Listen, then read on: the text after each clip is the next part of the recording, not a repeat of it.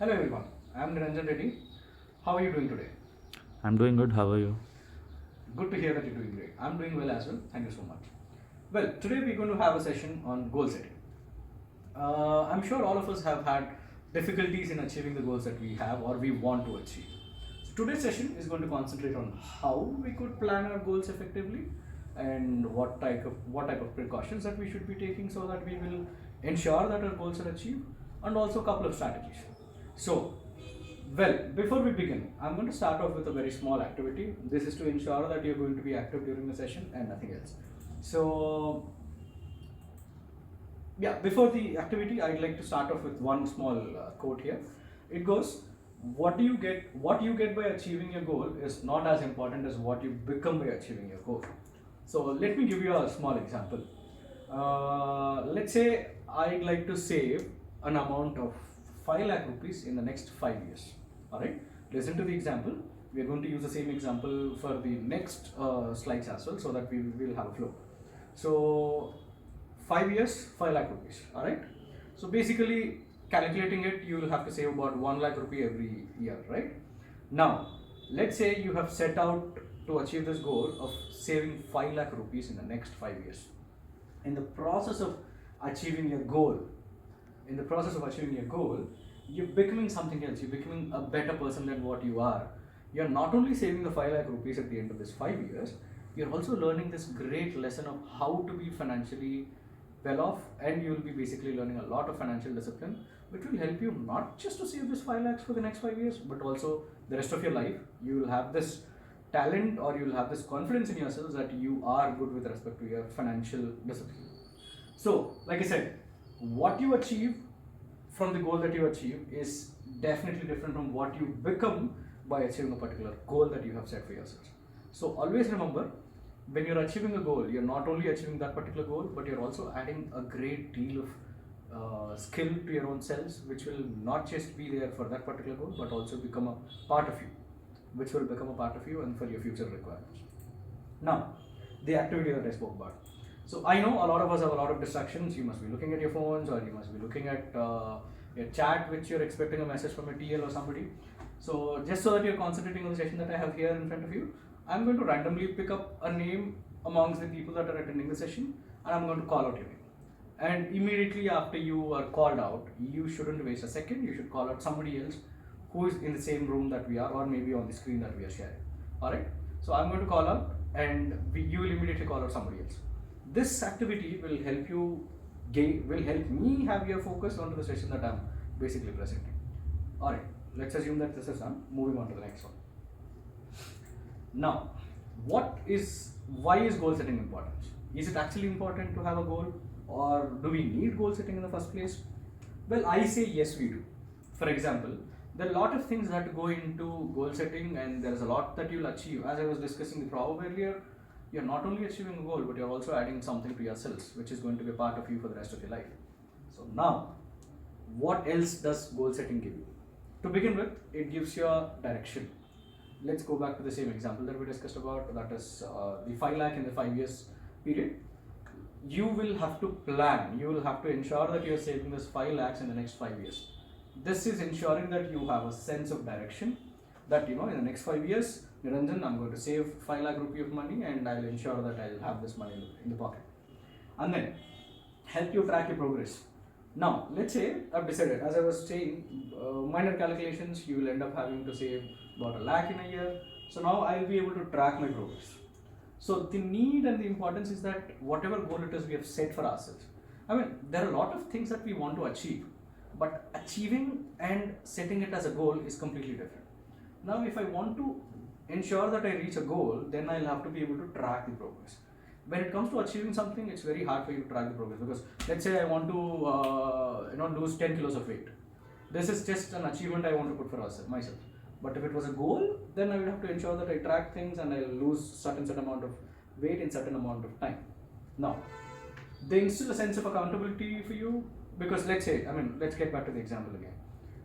If I were to have to save 5 lakh in the next 5 years, I wouldn't be indisciplined with respect to my income and my expenditure. I'll ensure that I'm spending good amount of time in whatever I'm earning, and how it is being spent into day-to-day activities.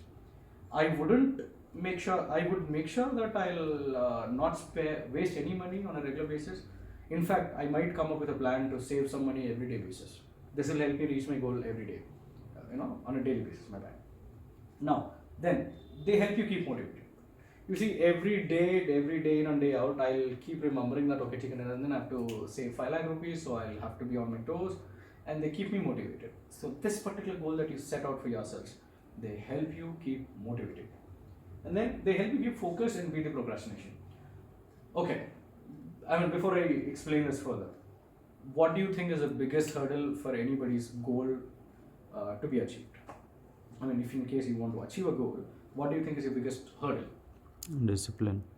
Well, I for one say procrastination is my problem, because I understand how being disciplined is also important. Well, I guess based on what you're saying, I think procrastination and discipline kind of go hand in hand. Wherein you say, discipline is what I'm looking at, and that means you shouldn't be also somebody who wouldn't procrastinate things.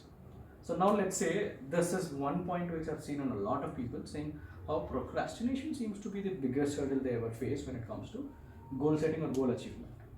So if in case you have a set of goals, if in case you have a set of progress being tracked, if in case you have a sense of direction and you have a sense of accountability, then procrastination doesn't come in between. It might, of course, I'm not saying it doesn't come completely in between, but you at least have a sense of control over what you're trying to do.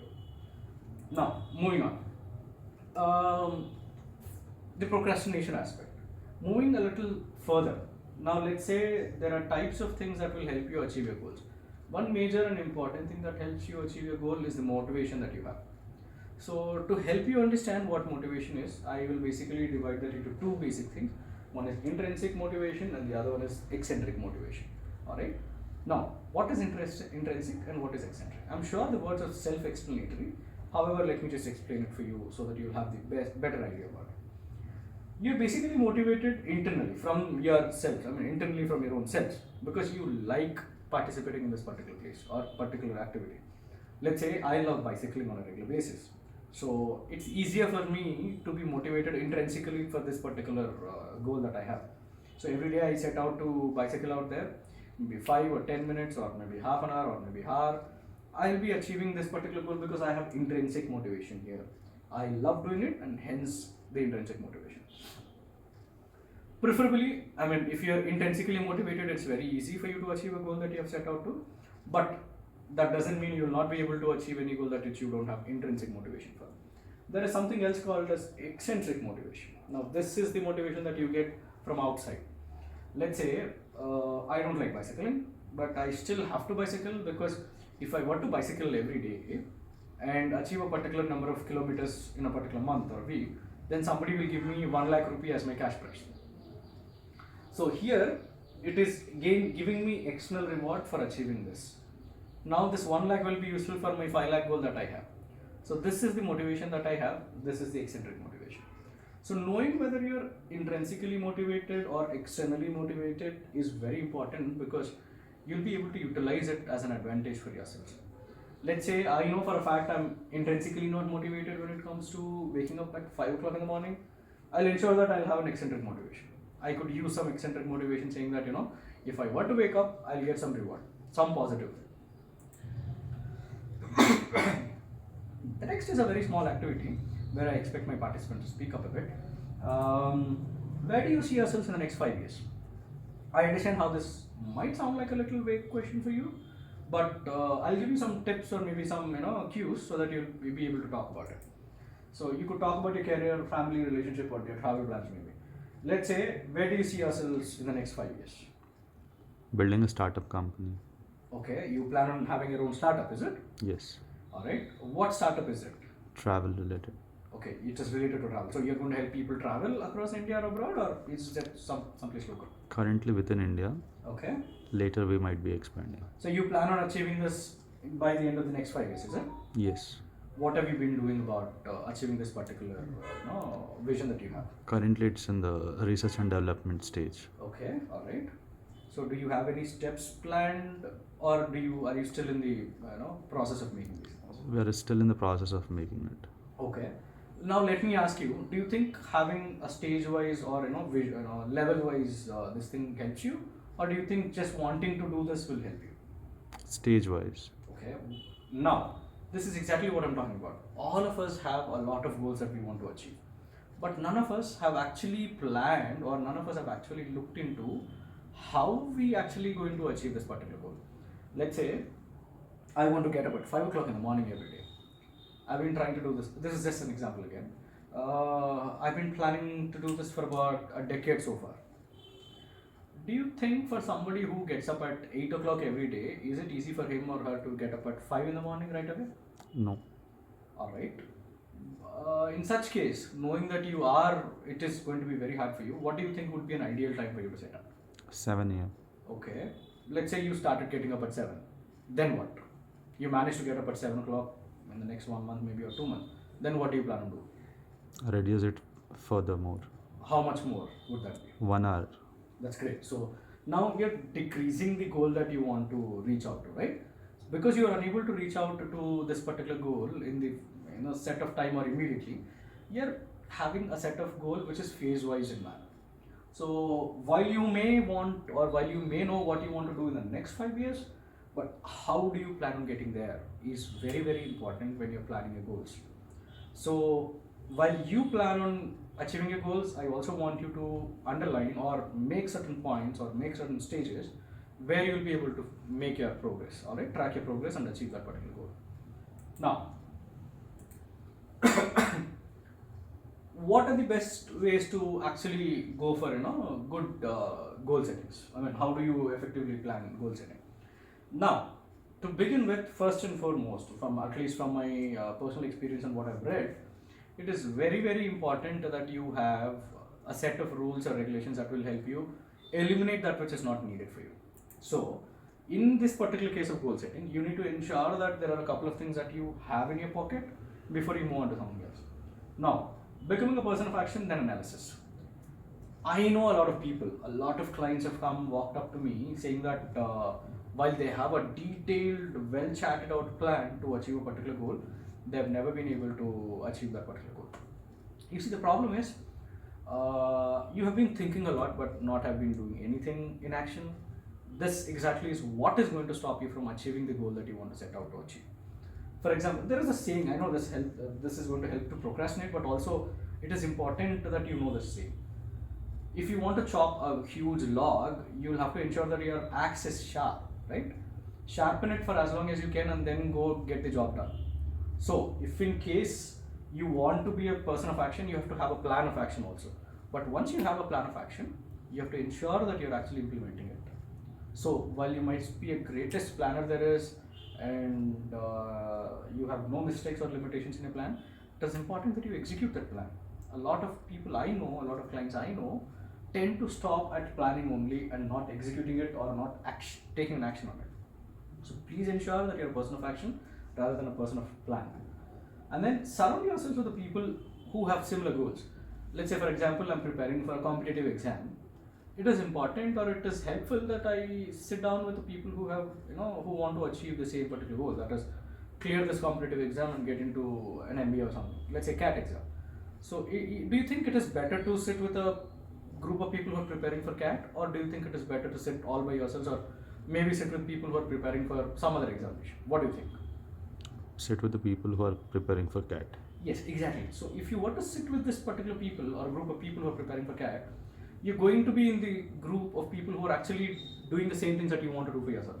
And then you'll be able to learn a lot of things, pick a lot of new things, and then you have a lot of external motivation. You see, a lot of people are doing it and you'll be able to do things for yourselves as well. You get motivated based on that too. And then the final one, be prepared, expect the unexpected. Always have plan B, plan C, plan D. This is what I do in everything that I do. Let's say, for example, in the same presentation that I'm presenting it for you, I have at least 2 activities here so that I'll be able to engage more people. Just in case the first activity is a dud, I have a backup of a second activity also, so that I'll be able to help you understand what goal setting is and how you should be setting up your goals. So having a backup plan is always helpful. Make sure that you have a backup plan when it comes to your goals, because for all we know, you might be prepared for everything out there, but then life is something where you can't expect everything, like a plain paper or something. Things keep happening. You'll have to be prepared. If not prepared, at least be resilient enough so that you'll be able to manage things on by yourselves. Excuse me. Pardon. Goal setting strategies. As I said, I've taken you through effective ways to set up goals and what you should not do when you're trying to set up your goals. Now I'm going to give you some strategies which could help you set up your goals. The first one is quite known to everybody, especially if you're an MBA graduate or bachelor's in business graduate. You'll know what I'm about to present next. The SWOT analysis. This is one of the most beautiful thing out there because it makes things very easy for you. First and foremost, I would like for you to understand how this is designed. You'll be able to understand what are internal origins, what are external origins, what will help you in reaching your objective and what are harmful in reaching your objective. So now that you know how this particular paper is or the template here is, you need to also understand what SWOT stands for. SWOT is an acronym for strengths, weakness, opportunities and threats. Now let's say one of our participants was talking about starting or having a startup. It is very, very important for him or her to know what is his strengths. He want to go about starting a startup in travel areas. So does he have experience in travel? That's going to be his strength, whether or not it is there. If it is, that becomes his strength. If not, then it becomes his weakness. Because knowing things firsthand will help you become aware of what's happening and what should be happening. And then opportunities. Are there a good amount of opportunities out there for people to actually utilize what I'm preparing? Yes, of course. So there are a lot of travel agencies out there and people keep traveling. If anything, post-COVID, the traveling has become a very vital thing where everybody wants to get out of their houses now. And then threats. Like I said, things are internal in nature and external in nature. Your strengths and your weaknesses are completely internal in nature. These are something to do with you. And you will be in control of them, or you are somebody who could work on those things and make sure that you're in control of them. When it comes to the opportunities and threats, these are external in nature. You see, these are the things that you can't control, and these are the things you can't definitely control. So being aware of them, considering how they're external in nature, will help you in utilizing your strengths or maybe your weaknesses also, minimizing your weaknesses. So this is one very useful technique. And it has helped me in a great deal of things, and a lot more people have been benefited from this, specifically my clients. Now, moving on to the last one. This is the last slide of our presentation. I'm going to talk about SMART goals. SMART goals is basically an acronym. I have an abbreviation for each of these particular capital letters here. To begin with, make sure your goal is very specific.